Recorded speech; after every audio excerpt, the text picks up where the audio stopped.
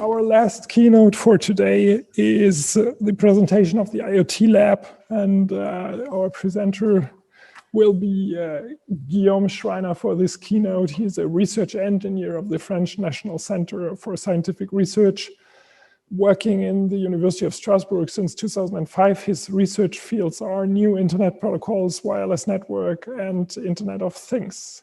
Since 2009, he's involved in SenseLab, an A&R project for the creation of a large distributed testbed of wireless sensors networks, which became Equipex FIT IoT-LAB in 2011. Since 2012, Guillaume is the technical head of the Inetlab, Internet Network Technologies Lab experimental platform of the ICube laboratory.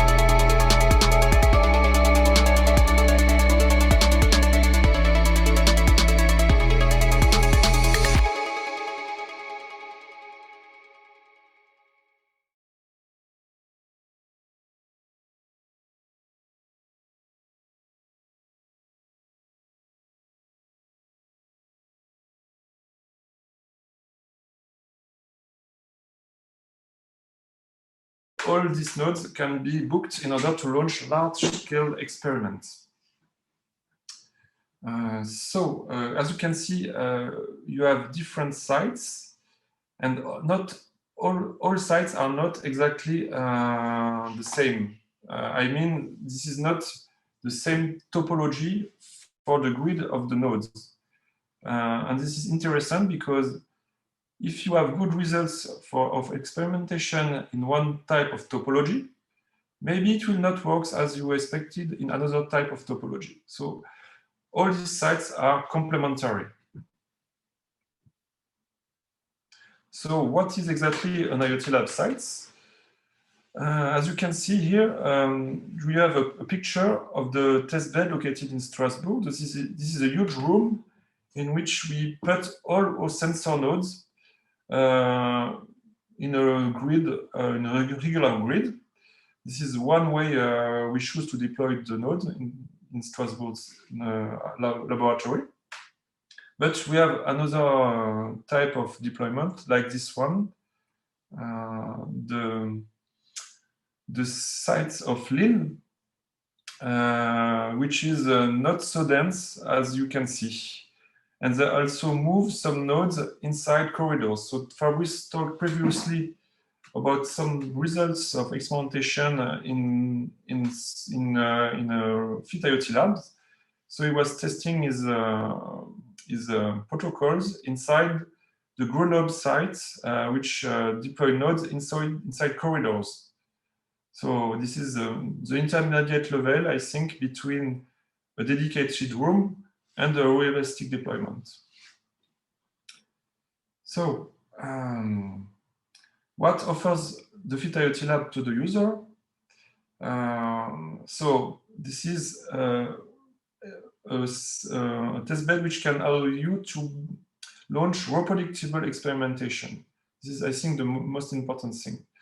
Why? Because you can use the same setup across lots of experiments. You can choose the same nodes with your same firmware, with the same monitoring parameters, and you can launch it as much as you want. And you can do it by yourself because it's fully automated and it's available 24/7. So we provide you a remote access via the internet, and you can by yourself launch your own experimentation. What you can also do, you can launch experiments across different sites. You can, for example, use the site of Lille and Strasbourg and use internet to forward traffic between the two sites. What is also very important for you to know is that the access is free for everyone. You don't need to pay to register and to launch an experiment. So it's also free for academic people like researchers or industrials. So why we want to do that is to be is still in the matter of reproducibility. All people publishing some results can share the work, and another people can test what you did. So this is very important to be free in order to get that access for everybody. As you can see, since the beginning, we gained lots of users, and now we have more than 5,000 users, sorry. Lots of people are from France, mainly. The half of the register are from Europe, and the other half of the people are from the rest of the world. And more than 200,000 experimentation have been already launched on the testbed.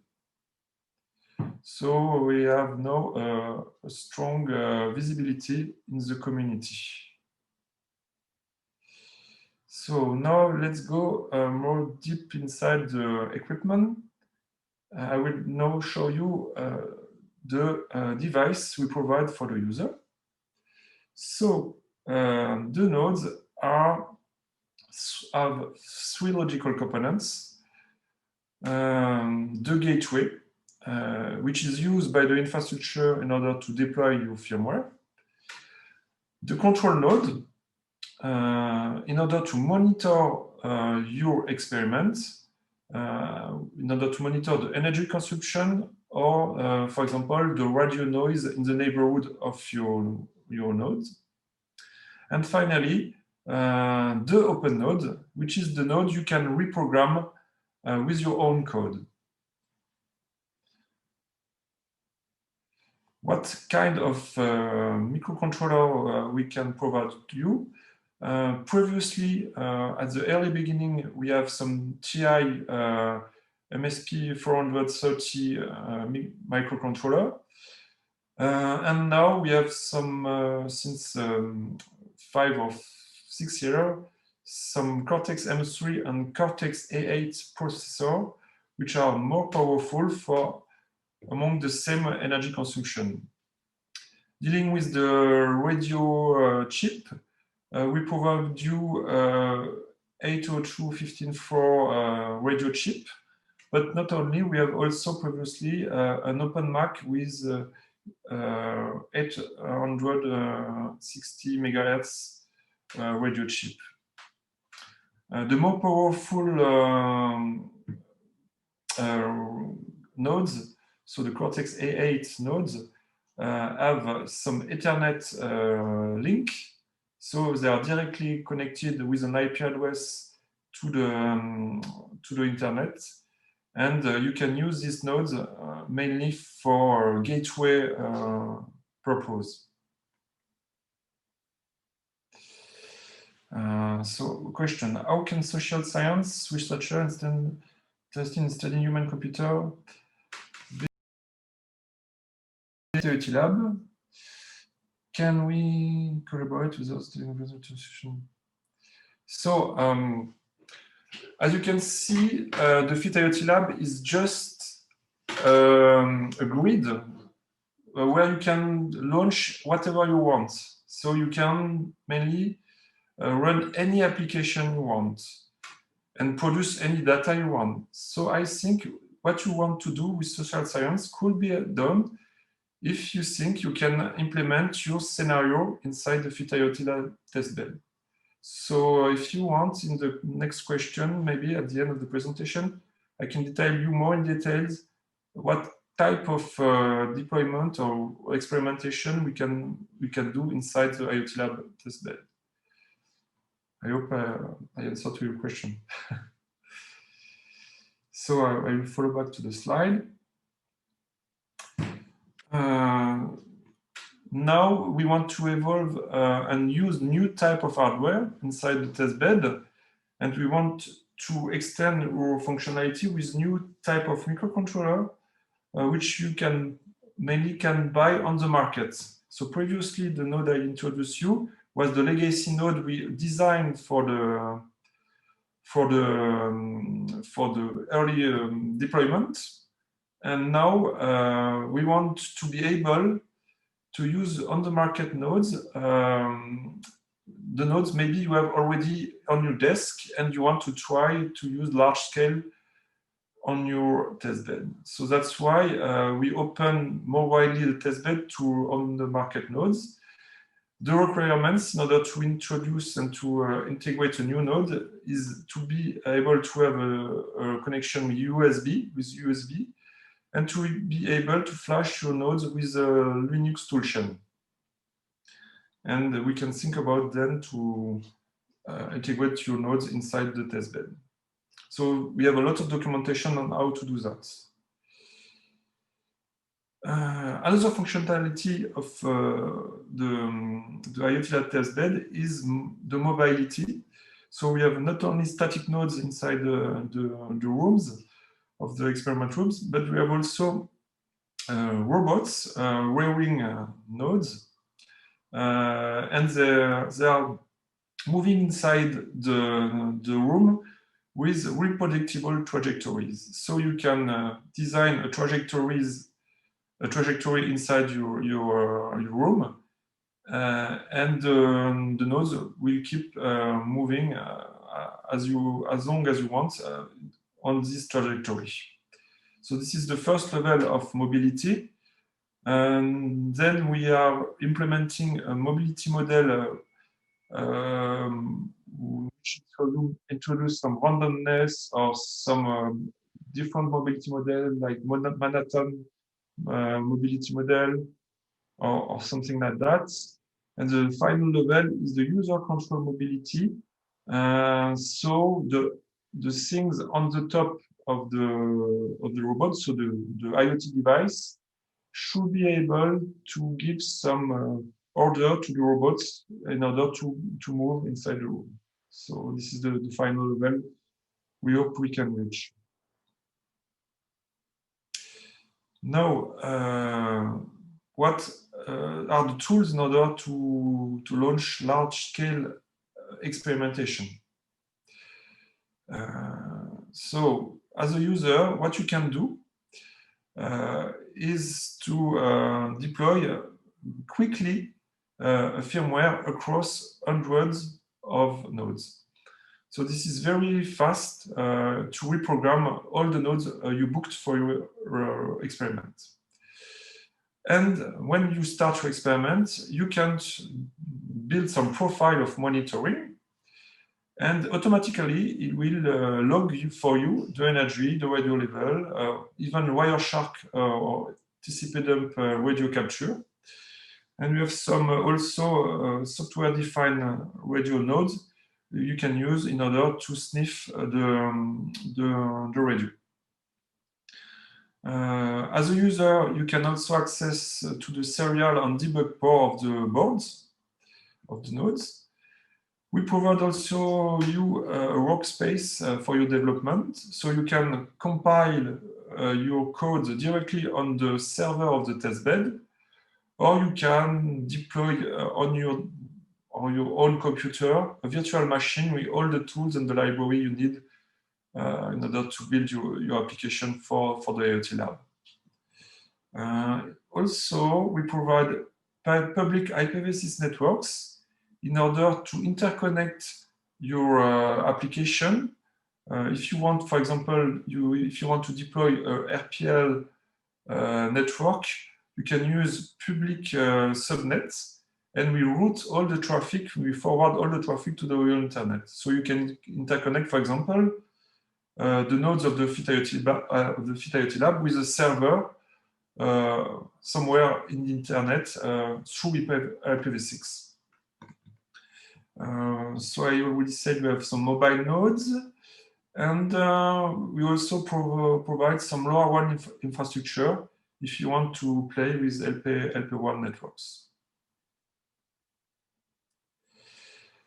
So we do a lot of work in order to port some OS, embedded OS for the legacy nodes of the platform.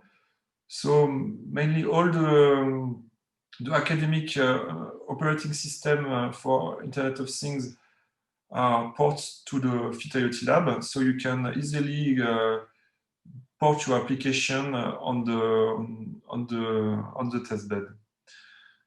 But you can also use your own firmware. So I mean, you can test your own OS operating system. If you have developed something by yourself, it will you can try to launch it on the platform. So we have some specification of the legacy node if you want to try to port your own software.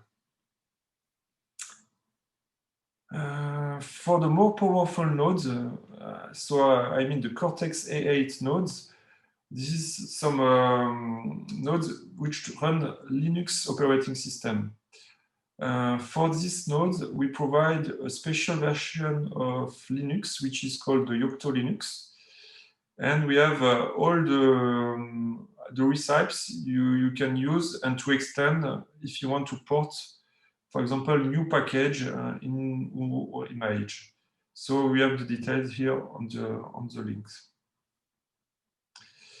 So if you want to be more efficient in your experiment, we have a REST API in order to batch your experimentation. So at the low level, you can directly talk to the REST API. You can even develop your own tools with your own language you like. But if you don't like to code everything from the beginning, we provide you some tools. We package some tools. For example, we have some CLI tools in order to access to this API. And for the early user, if you want to start on the testbed, you can use the web portal for your first experiment. And next, in order to automatize everything, you can quickly move to the CLI tools. So if you want to collect your data, usually people develop some firmware which prints some information on the serial port or the debug port. And that's why we provide some tool to aggregate the results, for example, with the serial aggregator tools. And we provide also some tools to graph the results for example, the energy consumption or the radio noise. So if you are at the early stage of the application development, you can also access to the remote debugger, so you can launch a GDB console and start to debug step by step on all nodes remotely. You can also turn on some nodes into a sniffer, and all this node will produce some TCP dump pickup capture packets. And if you run multiple nodes in the sniffer mode, you can aggregate all the results with this kind of tool, the sniffer aggregator. We also provide tools for radio characterization. So this is very important to understand the radio technology for the subset of resource or nodes you will book for your experiment.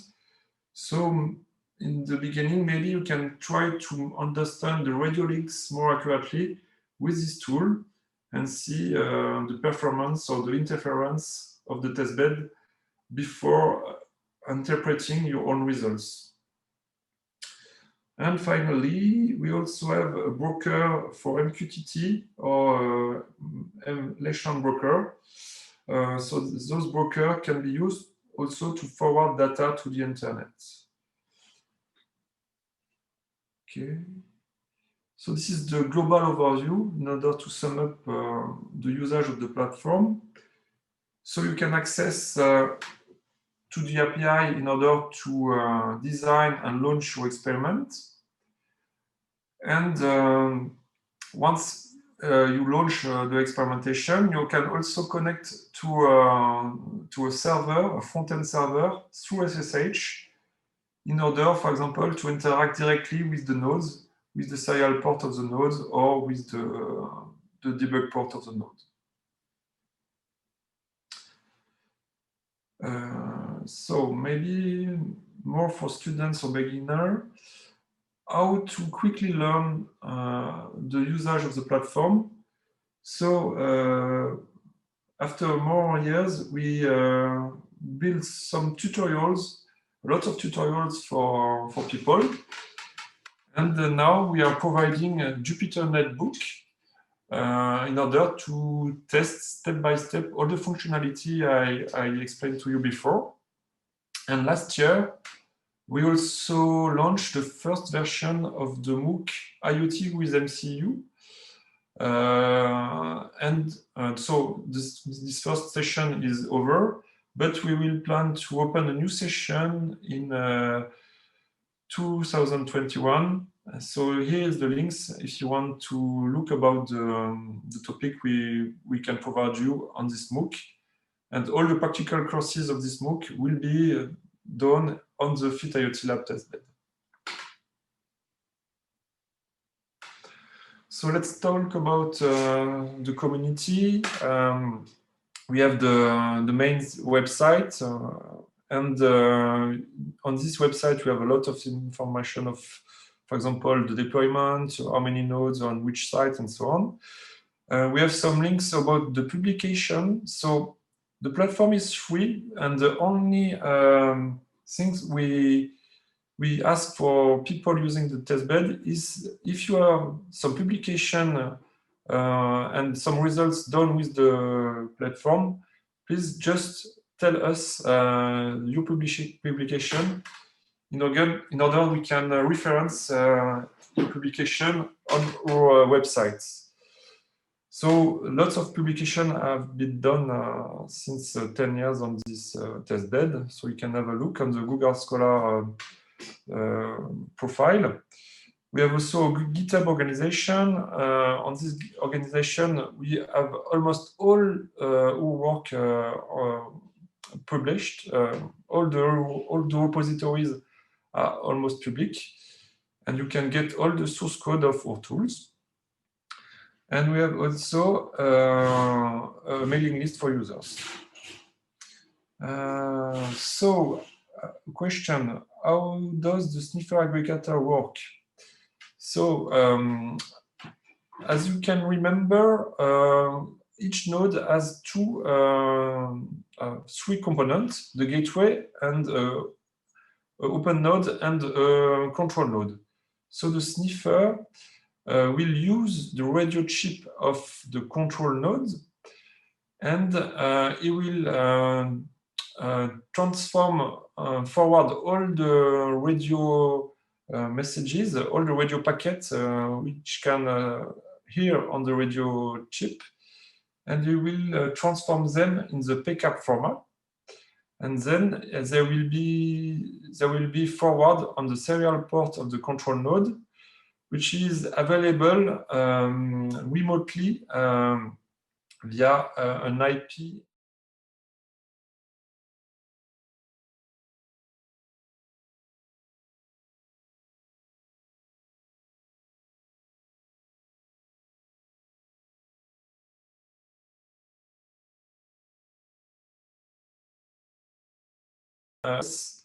of the gateway component of the node. So if you look on the website, you have this detail, which is explained with lots of graph. Okay, so I have finished with the presentation of the functionality of the FIT IoT-LAB. So now what I propose you is to launch a demonstration. So today the demonstration will be on the video. So first I will explain you the demonstration, and then I will comment you the video, and we can see together. So the goals are now to deploy a realistic wireless software network on the testbed, on the FIT IoT-LAB testbed, and we will try to read the value of the sensor, of the light sensor. We will also build a live multi-op network, and we will see how we will build these networks. And we will also book mobile nodes on our experimentation, and we will try to see the interaction between static and mobile nodes, how they can interact with the same firmware and radio protocol. So for the setup, we have used the Strasbourg site, and we book 68 M3 nodes. So this is some kind of constrained nodes, and 4 of them are mobile. We choose to use the Contiki OS embedded operating system, and we use a collect-tree protocol for the routing.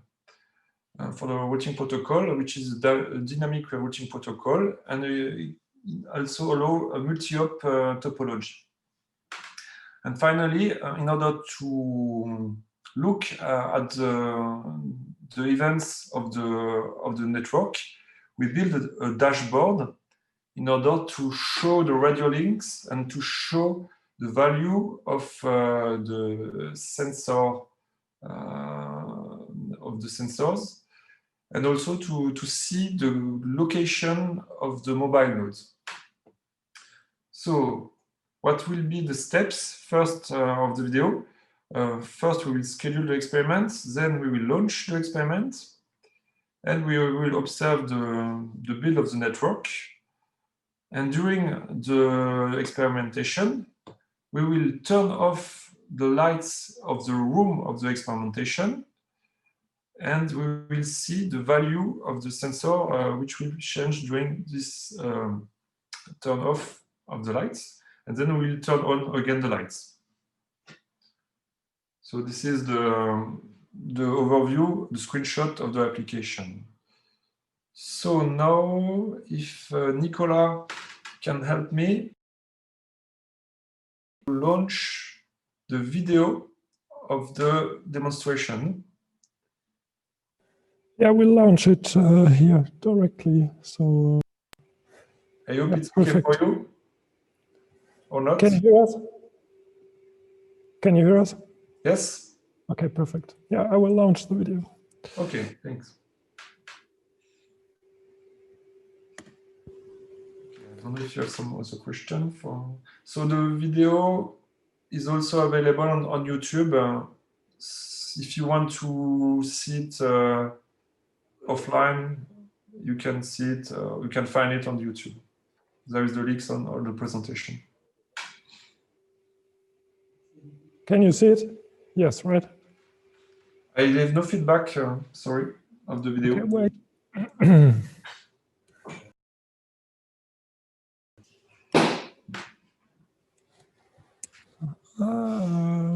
Okay, well, I will restart it because it did not start in the, for you in Zoom, you probably did not see it because the other share is still on. Could you briefly switch to this computer again?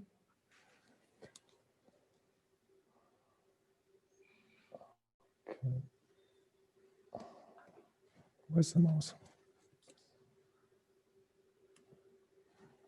Okay. Okay, yes, okay. Okay, it was there before, but you had to actively click it. My problem is now that I don't know how to rewind it. I will have to find that out. Okay, yes. Well, I can follow on. Yeah, no, Try it. it's Okay. fine. It's fine. I'll go back. Okay, Okay, perfect. Thank you. So this is the Collect Light demonstration running on the Strasbourg testbed, on the FIT IoT-LAB testbed. So this is another view of the remote testbed. So there is lots of nodes. We are currently do some renewals of the nodes, but we will focus today on the M3 nodes, on which we will try to run our first experiment. So I'm logging to the web portal, and I will schedule my experimentation and enter the parameters of the experimentation. For example, the duration, 60 minutes. I want to start ASAP, or I can also schedule later my experimentation. Then I will choose the nodes, so we can precisely set up the nodes we want to use by the ID of the nodes, for example, or by the architecture of the nodes if you don't care about the ID. So there's lots of different ways how to book the nodes. So now we will book the 68 nodes.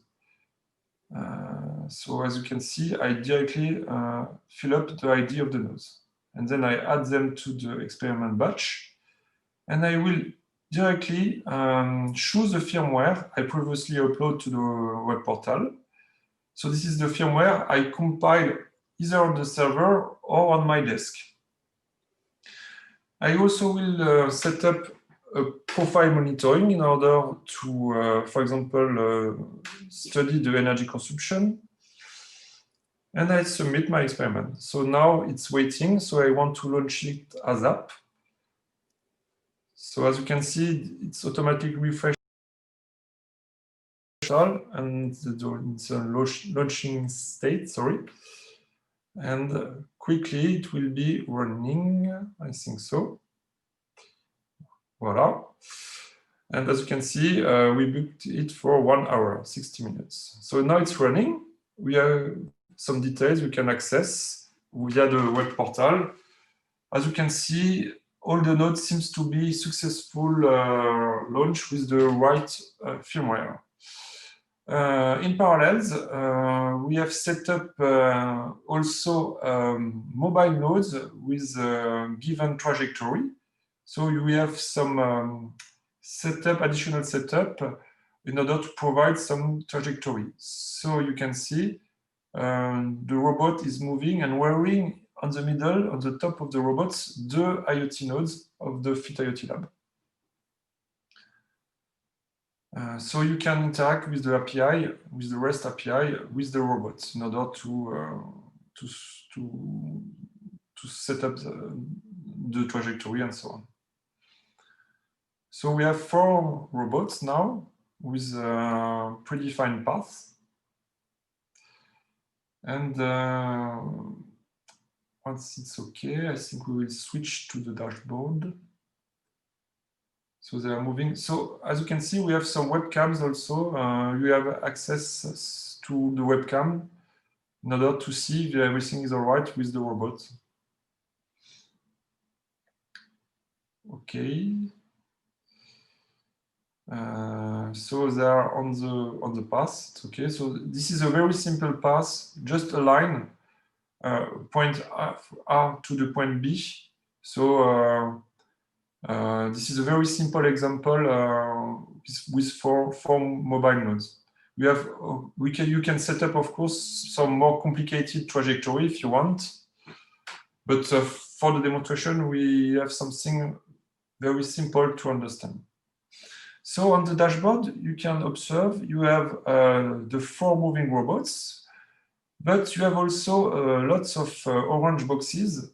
So this is the M3 nodes you booked. And now we have launched, we have started the application. It was waiting for an event on their serial ports. And now they are starting to communicate together. So as you can see, all the blue links are the radio links, which build the topology of the network.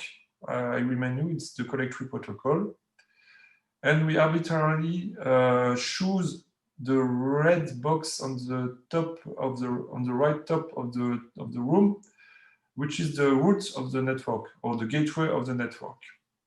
So all the traffic of the nodes is forward wirelessly with the radio link to this node. And you can use this node with the serial port in order to get the information of the value of the sensor of the network. So this is a dynamic routing protocol. So during the life of the experiment, some paths are changing. The protocol try to converge and to change and choose the best parent. So when you are far from the sink, so you can see there is a gradient of distance from the sink with the color on the top, on the bottom right. And more far you are from the sink, the more unstable are the links. So you can observe this live on the demonstration. So we will switch the information of the dashboard, and we will show you now the value of the sensor, of the light sensor of each node of the test bed. And so this is a yellow color, and the level show you the intensity of the value of the sensor. So if you remind, all the lights were on inside the room at the beginning of the experimentation. That's why we can see the yellow is very high. It's a strong yellow. So we will wait a little bit, and after that, we will try to switch off the lights.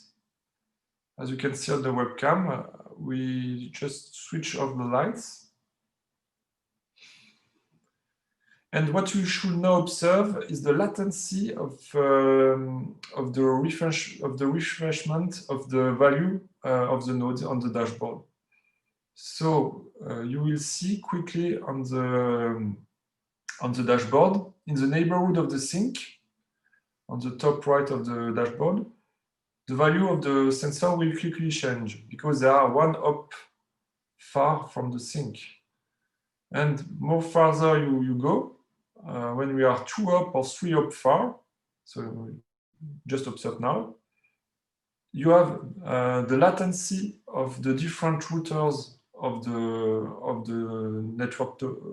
networks, which just you can observe. So 1 hop is very fast, and each hop adds some latency for of the value from the dashboard. And of course, some messages are also dropped by the protocol and the routing protocol.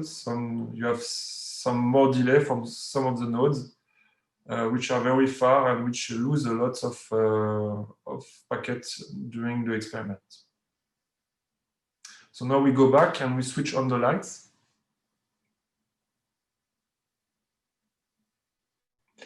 And when we will see the dashboard again, just please also look at the mobile nodes. You can also see which parent the mobile node is currently using. I'm not sure if it's very easy to show that on the stream, but if you see in details, you can see according to the location of the mobile nodes, you will choose another parent for your mobile nodes. So this is very interesting for mobility protocols. If you want to handle mobility, this is the main purpose of robots. You can do it. You can try to experiment this on the testbed. So this is the end of the demonstration and the final view of the room in Strasbourg. Voilà.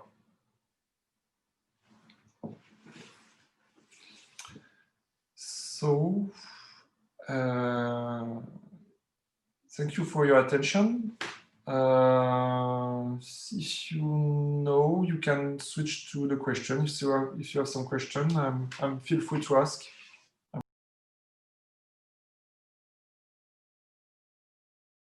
So as usual, I ask the first question, and the first question is, what is the most difficult task when maintaining such a testbed? Is it users breaking everything? Is it hardware breaking? Is it the lock-on system? Is it unhappy users? What are your experiences?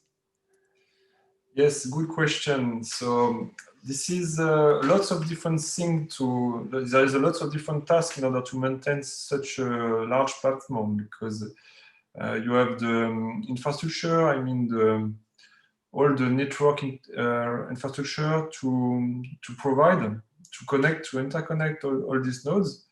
And then you have the hardware itself, which sometimes break down. And you have also the server to maintain, to keep up to date, and to keep also to make your development up to date. So this is one part which is lots of time consuming.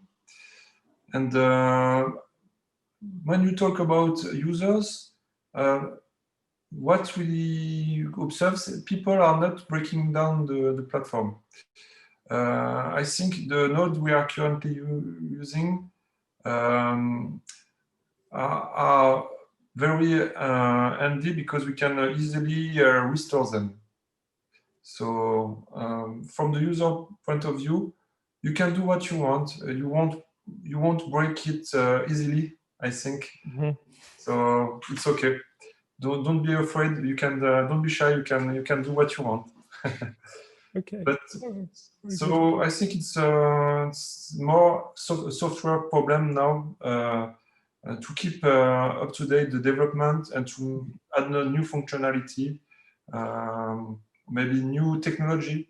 As I can see, new Wi-Fi technology, for example, new standard, to introduce this into the platform. Mm-hmm. Yeah, that was actually the one question from the chat. I guess you saw it. It's yes. How do you update the platform and new protocols or new technology in it? Yes, so we start at the early beginning to deal with 802.15.4 networks. So it was, I think, a requirement for the researcher.